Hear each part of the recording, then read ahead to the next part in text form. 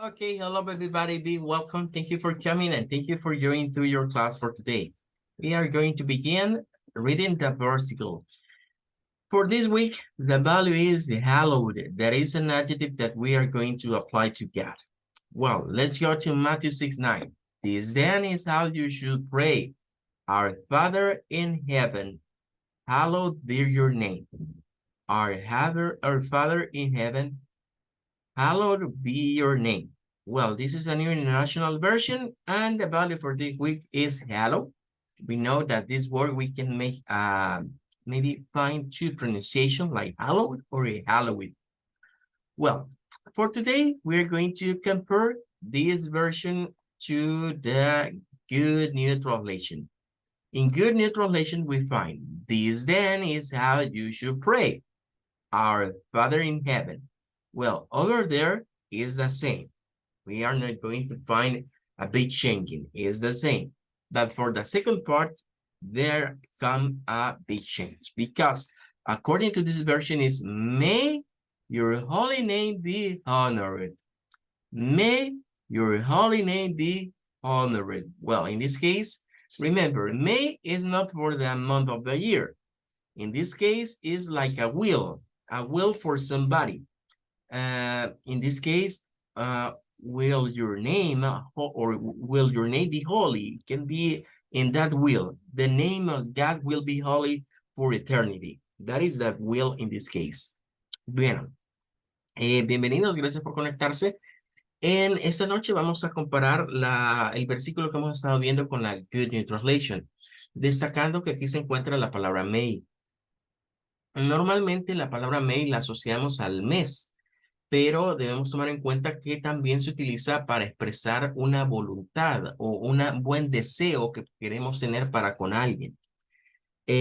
Por eso la frase may God bless you la traducimos que Dios te bendiga. Ese que es un deseo. O, por ejemplo, hemos mencionado, creo que en alguna ocasión les he mencionado la frase de Star Wars, que también está como basada en el saludo, ¿verdad? O en el deseo de bendiciones de parte de Dios, porque es may the force be with you, haciendo alusión a la frase que la fuerza te acompañe. En este caso, may, lo traduciríamos que your holy name, que tu nombre santo sea honrado. Es una forma diferente de ver el inicio del Padre Nuestro, ¿verdad? Ya no es con aquello de que tu nombre sea santificado, sino que tu santo nombre sea honrado. Es diferente. Well, that's going to be all for today about the versicle. Con eso terminamos con el versículo y ahora vamos a continuar con Everything is a Remix. Recordarán que hemos estado viendo este video, ¿verdad? Entonces, hoy vamos a ver como la second part o como la segunda parte del video. Algunos me estaban diciendo que no habían tenido como tiempo, ¿verdad? De verlo todavía, que si les daba más chance. Y en aras de eso, pues lo voy a poner ahorita unos minutos para que estemos en contexto de lo que vamos a hablar o de lo que vamos a rescatar, por lo menos de esta parte del video, ¿verdad? Así que voy a dejarlo correr unos minutos. Cuando lo dejo correr, desactivo mi video para que no haya mucho... normalmente cuando tengo así YouTube y mi video activo, el ancho de banda se consume mucho, ¿verdad? Y se pone como lento. Así que voy a desactivar mi cámara un momentito en lo que vemos la parte del video y luego regresamos a prestarle atención a ciertas partes o ciertos comentarios. Voy a tener los subtítulos activos también por aquellos que a veces se corta el sonido, pues por lo menos alcanzaremos a leer algunas de las ideas que vienen en la second part of Everything is a Remix. Okay, here we go.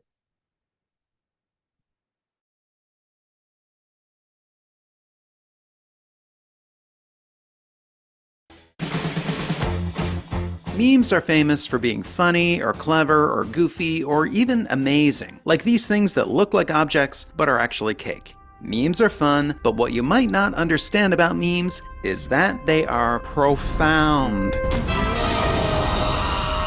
Let me school you for a moment. Don't worry, there will be more memes. Richard Dawkins, seen here in this exclusive footage, coined the term meme in 1976 in the book The Selfish Gene. Meme means imitated thing. Memes are just ideas that get copied. And the copies, they mutate. And then these meme mutants compete with each other in a global battle royale. And the winner is whichever meme gets copied the most. So, memes want your attention, memes want to spread, above all, memes want to get copied. Class dismissed, here, head memes.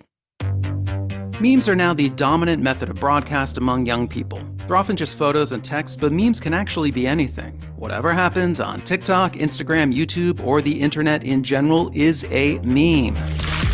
Dumping a bucket of ice water over your head is a meme. Skateboarding and drinking juice while listening to Fleetwood Mac is a meme. Swinging your arms from the back of your body to the front of your body repeatedly is a meme. Even buying a stock is a potentially hazardous meme. The slang words we type are memes. Sus came from people playing the game Among Us. Stan came from just Twitter in general and was inspired by an Eminem song.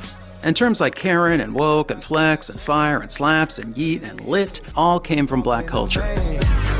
It's not just slang words that are memes. Every word we speak is a meme that triumphed in the great meme battle royale. The English language and every language is a mega remix of mouth sounds from around the world. You're paying attention so well, have another meme. Boom, boom, bow, bow, boom, boom, boom, boom, boom, boom, bow. Think of memes this way. Everything you do and then share with the world is a meme. The gestures you make, the dances you dance, the emojis you type, the clothes you wear, the jokes you tell, the tweets you post, the phrases you speak, the clickbait you write, the thumbnails you create, the nonsense you share. These are all things we copy and share and modify. They're all memes. It's our natural drive to copy from each other that creates memes and creates culture. We love to copy, and we love it when others copy too, just not from us. More on that later. Why do we love copying? Why do we love copying? Why do we... Okay, I'll stop. To explain, let's go to the movies.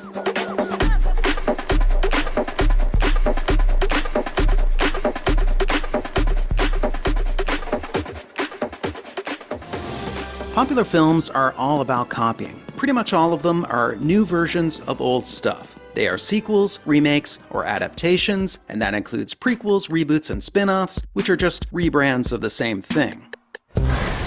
Of the top 10 box office hits of 2021 thus far, 9 of them are sequels, remakes, and adaptations. Jungle Cruise is sort of original, but it's also based on an amusement park ride, as most great films are. Congrats to Free Guy, the lone original movie in the top 10. Here, have a Leo meme. The domination of sequels, remakes, and adaptations is not new. From 2012 to 2021, 92 out of 100 of each year's top 10 hits are either sequels, remakes, or adaptations. And in 4 of these years, it's every single film in the top 10. We have an endless appetite for more of the same, but different. We don't just want the same thing over and over, but we definitely like things more familiar than unfamiliar. IPs and sequels. That is the thing that people want. We've got 9 Fast and Furious movies and counting. We've got 17 Batman films. We've got 36 Godzilla movies. We've got roughly 300 Dracula films. I couldn't count them all. And some movies and shows are now adaptations of fan fiction, stories written by fans based on their favorite characters. And if you think that kind of sounds like all fictional writing, yeah, it is. Oh, and the video you're watching right now is my second time doing this series, or maybe even third, it's debatable. Even when movies and TV shows aren't sequels or remakes or adaptations, they're still designed to be like other movies. They stick to the rules of genre, a très bon French word. Genre films give us familiar stories with familiar characters in familiar situations. When you watch a genre movie, you expect certain things. Just like someone playing a new role-playing game expects a quest where they level up their stats, someone watching a genre movie expects the story to deliver the standard elements of the genre. Like if it's a sports movie, the team's gotta suck really bad. They've gotta be truly pathetic. Then there's a new coach, but more losses. Then a montage, then a string of wins, then the brink of defeat, maybe an inspiring speech, then triumph in the end, or at least a moral victory.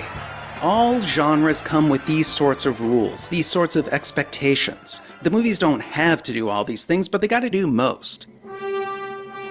The genre that now reigns supreme above all others is the superhero genre. The Marvel Cinematic Universe in particular has grown to become the highest grossing franchise in cinema history at over $23 billion. Superhero films are built around superheroes. Thank you for coming to my TED Talk. All superheroes are similar, like they all have trademark powers. Superman flies, and he's crazy strong. Wonder Woman is also super strong, but has really weird equipment too, like an invisible jet, but she wasn't invisible. She was just a soaring, seated person. Sidetrack, sorry. So they all have special powers. They protect the public and do good deeds. They have a dramatic origin story. The bad guy is like a superhero, but evil. And their costume is kind of like underwear, suit of armor, scuba suit, fetish wear. And yes, this clip is from a real Batman movie. First and foremost, though, superheroes are about justice of the fist. They fight a super lot, endlessly. It's their thing. They could definitely de-escalate more often. Sorry, sidetracked again. When we watch a superhero movie, we expect all this and more. Even movies and shows that subvert the traditional genre still honor these rules. The character of the superhero is actually the only thing that defines the superhero genre. Superhero films can be a variety of genres, as long as there's a completely mind-numbing amount of fighting. Do they get paid per face punched? Sorry, I keep doing this. But seriously, what is wrong with you people? Superhero films can be different genres, and Avengers Endgame actually has scenes in a variety of genres. There's even a moment that feels like a quirky indie film. Beyond the character of the superhero, these movies aren't that different from any popular film. They aren't that different from Frozen, or Moana, or Dune, or The Hunger Games, or The Lion King, or Avatar, or Harry Potter, or The Matrix, or The Lord of the Rings, or The Shawshank Redemption, or Groundhog's Day, or The Godfather, or The Silence of the Lambs, or Spirited Away, or Star Wars, or Alice in Wonderland, or Seven Samurai, or To Kill a Mockingbird, or It's a Wonderful Life, or The Wizard of Oz. All these, and loads more, are just versions of what Joseph Campbell called the monomyth, or the hero's journey, a series of common plot points found in myths. This underlying structure has been used around the world since prehistory. Superheroes are simply the newest, most sophisticated, most spectacular, most face-punchingest version of this ancient formula, the mother of all genres. Genres are sets of loose rules that define different types of films. Writers and directors play a game with the viewer where they follow these rules, or twist them, or outright subvert them. All movies build on the movies that came before them. In a way, all movies are sequels. Here is what we want. We want characters we know, we want stories we know, we want the familiar. Why? We want familiar things because we use old things to understand new things. Just like you use words you know to understand the words you don't know, we use old stories to understand new stories. Douglas Hofstadter argues that we make sense of the new and unknown in terms of the old and known. Hofstadter claims this process of analogy is the fuel and fire of thinking.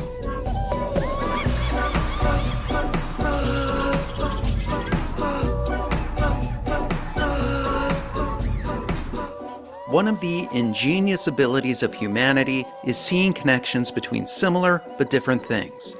At the very core of human intelligence, we are seeking similarity. We are comparing new things to old things in order to understand them. And we understand new stories better when they are made to resemble old stories. And now, here is the point of all this. Hold on to your butts. The reason that memes and sequels and genres are so overwhelmingly popular is because they make new information easier to understand. They play to our desire for familiarity. And just like we understand new things by building on top of old things, we create new ideas by building on top of old ideas. When we consume, we mostly consume more of the same but different. And when we create, we are mostly creating more of the same but different. There is only one way to start creating, and that is to start copying. Some of the most innovative, influential, and popular films did a lot of copying. Star Wars pioneered a new genre of science fiction by merging together sci-fi with adventure serials, westerns, war films, and samurai films. Quentin Tarantino's early films clearly copied elements from countless other films. Jordan Peele's Get Out followed the template of The Stepford Wives and transformed the feminist horror drama of the original into a nightmare about secretive racism. And the best superhero film was created in this same way, by remixing ideas from the past to create something that is both new and familiar. That film is... I am so sorry, that is not the right clip. That film is Spider-Man Into the Spider-Verse. All right, let's do this one last time. Into the Spider-Verse is inspired by a pair of disrespected art forms that have conquered popular culture: hip-hop and comic books. The movie has a strong spirit of early hip-hop and uses a kind of sampling throughout. It copies from live-action film, from 2D and 3D animation, and especially from comics. First and foremost, Into the Spider-Verse is a movie version of a comic book. All the graphic elements of comics are here. The panels, speech balloons, captions, these squiggle things, words for sound effects. This trope is so old they made fun of it in the Batman TV show from 1966.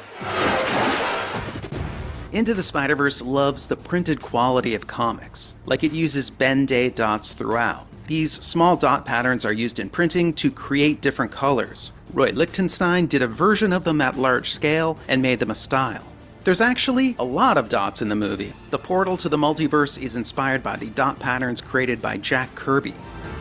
The movie also uses misregistration, which is when printed colors didn't quite line up. It's used throughout the film to create blur, so sometimes it kind of looks like a 3D movie without the glasses. Into the Spider-Verse is strongly influenced by classic, hand-drawn 2D animation and anime. The film uses lines to create definition, which is typical in 2D but rarely done in 3D films.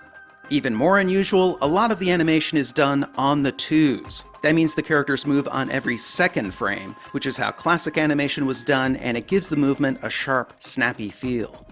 Lastly, Into the Spider-Verse pulls lots of techniques from live-action film. There's a lot of roaming camera movement. Alfonso Cuarón's Children of Men is the biggest influence on this style. There are time-lapse shots. Requiem for a Dream was innovative here. There's even zooms, which is when the camera doesn't move and the image just gets magnified. This was a popular technique in the 70s, especially in kung fu movies. You can't really point to anything in this movie that is original. How many more spider people are there? And yet, as a whole, it is original. What makes Into the Spider-Verse unique, fresh, and innovative is its combination of influences. And the film isn't the isolated creation of a single genius. It's the product of many, many, many artists and writers who draw from the deep lineage of Spider-Man stories and copy countless ideas from comics, movies, music, and art.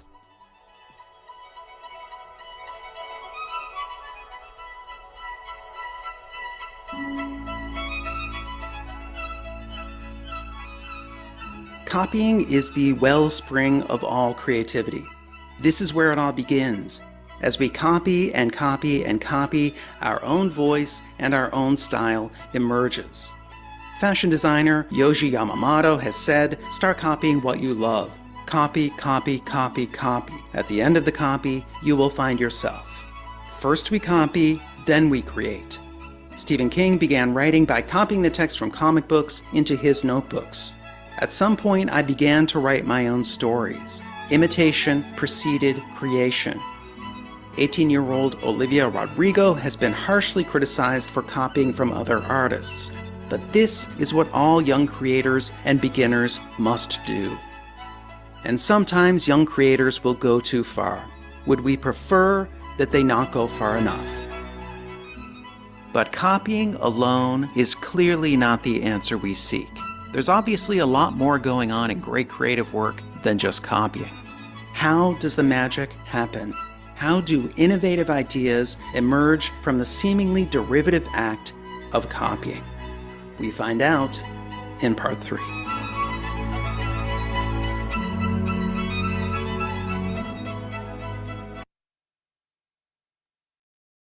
Okay, well, we are going to talking a little bit about the video, or for this part of the video. Well, at first, maybe we are going to say there is many movies.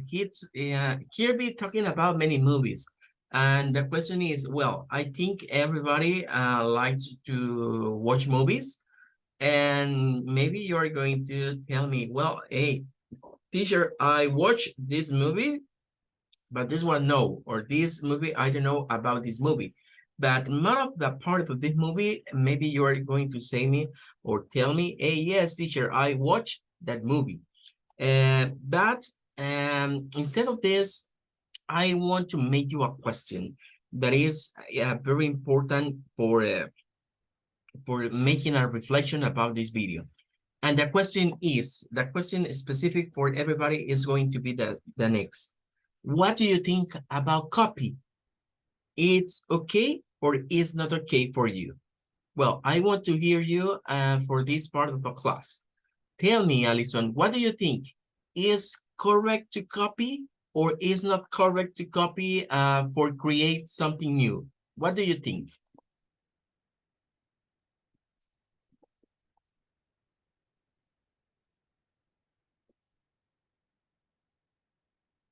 Ok, voy a ir haciéndole una pregunta a cada uno, ¿verdad? Y me indican si pueden contestarme. Bueno, Alison dice que no puede. Veamos, Carolina, can you make your participation? Yeah. Okay, tell me, for you, it's okay to copy or is not okay to copy to create something new? What do you think? No comprendo bien. Okay, well, Kirby talks to us about copy things. For example, he talking about memes, he talking about music, and in this part, he talking about movies. And there is many movies that are very similar. For example, we have, I'm going to try to look for this. He talks about some numbers, and he say to us, let me see if we can find this part. Where is it? He talking about, for example, there are 25, 24 movies about James Bond, but he talking about 300, if I don't remember bad, he talking about 300, and let's see him over here, 300 movies about Dracula. Well, we know that what is that? Well, is this part? Well, what do you think? The question is, it's correct for you, it's correct to copy, for example, and create something new, or is not correct? That is bad. That is a question. Lo que estoy preguntando es, a su juicio, a juicio de cada uno de ustedes, Kirby nos ha hecho una reflexión por acá y nos ha dicho si debemos de considerar si es o no correcto esto de copiar cosas para generar cosas nuevas. Entonces, esa es la cuestión. For you, is correct or incorrect for to copy to make something new? ¿Habríamos captado ya la cuestión? Sí. Okay, tell me, what is your opinion? Yo creo que es correcto. That is correct. Okay, for Carolina, it's correct. What about you, David? Tell me, what do you think about copy? Is something correct or is something incorrect?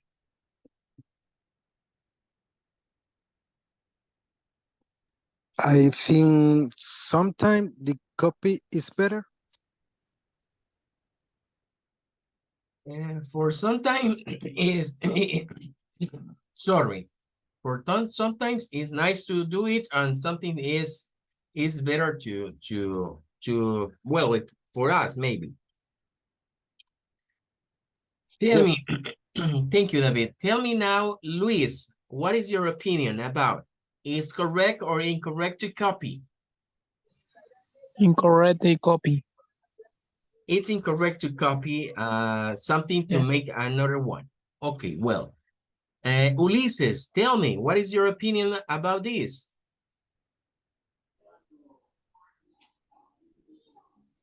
I believe that it is correct as long as credit is given to the original.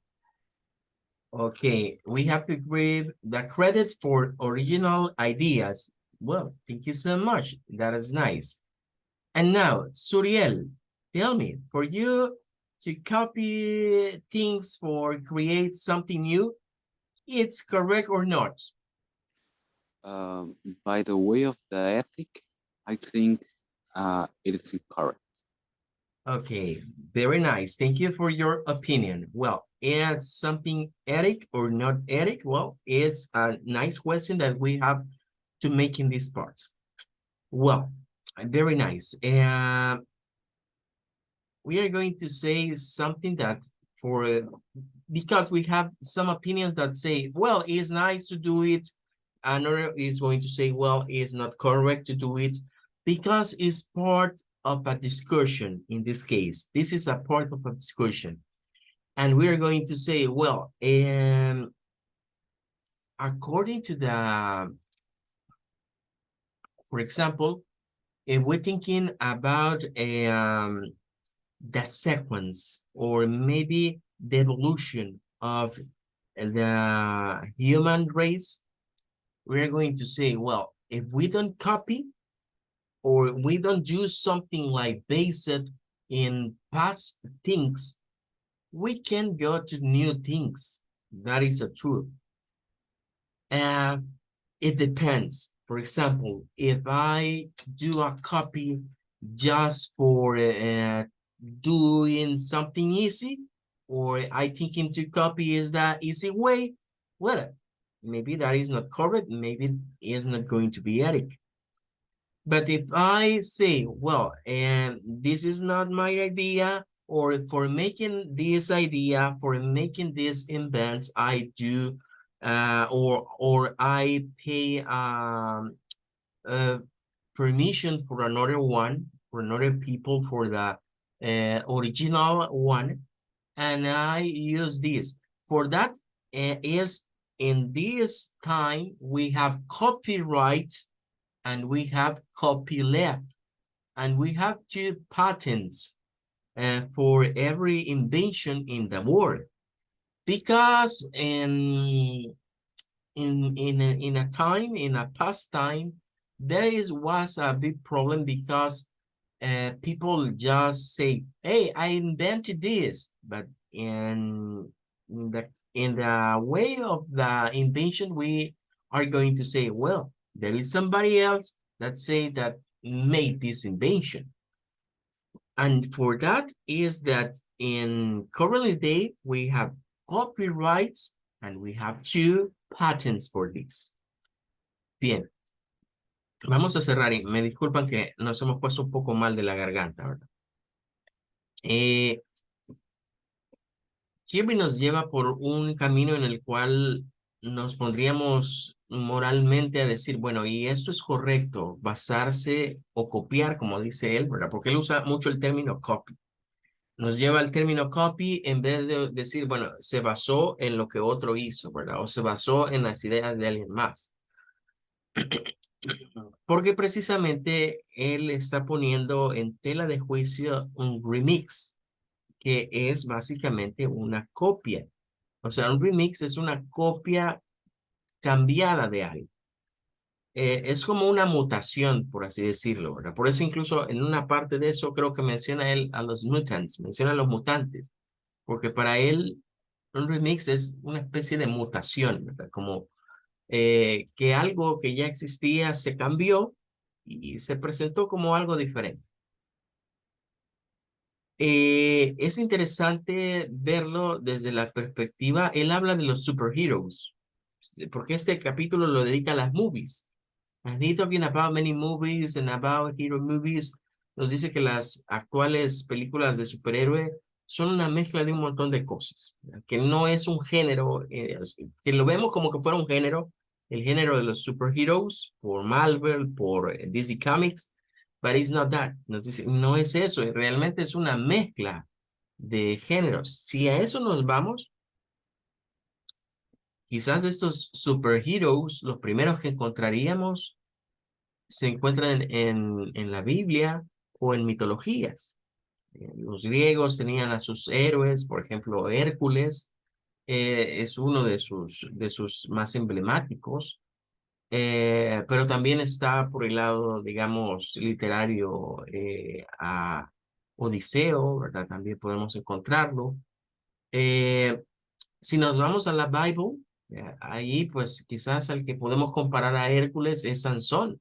Si usted estudia la vida de Sansón y la compara con Hércules, ve que hay muchas características como en común, ¿verdad? Entre ellos. Podemos hallar otros, ¿verdad? Otros héroes a nivel de la Biblia que al analizarlos decimos, bueno, pareciera que tenían superpowers, superpoderes, porque hacían cosas que no eran normales. Entonces, algunas historias bíblicas podríamos tildarlas como estar encajonadas en ese género o diversidad de género, de lo que serían los superheroes.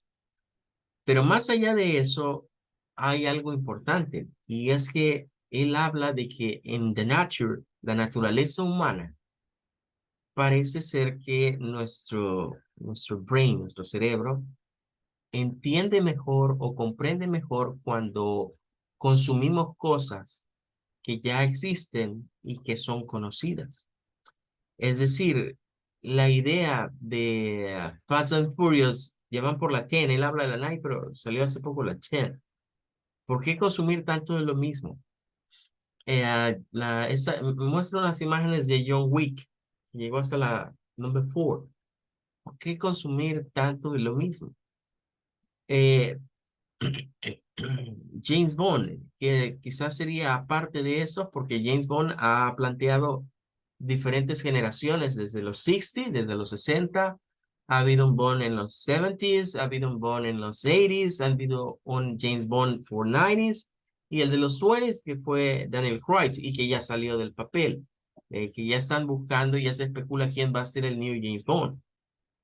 Pero la historia nos narra que hay algo como intrínseco en nosotros que para comprender las cosas, y por eso explica él que consumimos lo mismo siempre, o sea que las salas siempre se llenan, a pesar que es la misma saga, lo mismo siempre, por el hecho de que preferimos basarnos en algo que ya conocemos. Y ahí vienen las comparisons, vienen las similatures, vienen similitudes y comparativas.